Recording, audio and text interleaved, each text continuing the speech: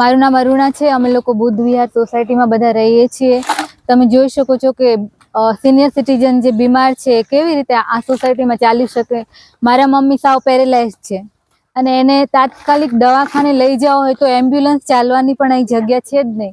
બહાર કઈ રીતના લઈ જાવ? એ ચાલી શકતા નથી, બોલી શકતા નથી, સાવ મેન્ટલી રિટાયર્ડ છે, તો આવા પેશન્ટને આમાં કઈ રીતના લઈ જઈ શકાય?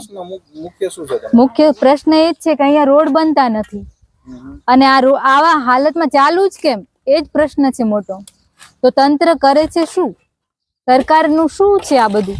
અમને સમજાતું જ નથી। કેટલા વર્ષથી આવી પરિસ્થિતિ છે? 7 વર્ષથી આવી પરિસ્થિતિ છે।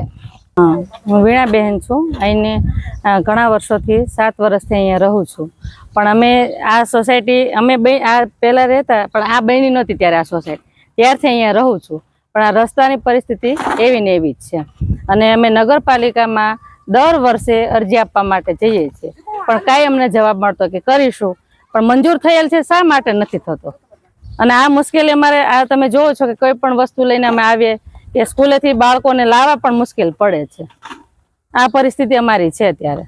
ખાસ કરીને રજૂઆત કરી તો સ્વ ખર્ચે તમે કંઈક કામ કરો? હા, એ સ્વ ખર્ચે અમે દર વર્ષે ટાસ નખાવી અને ઘર દીઠ 1000 રૂપિયા એકઠા કરીએ છીએ કે જેથી ચોમાસામાં અમે સારી રીતે બાળકોને રસ્તે સુધી પહોંચાડી શકીએ।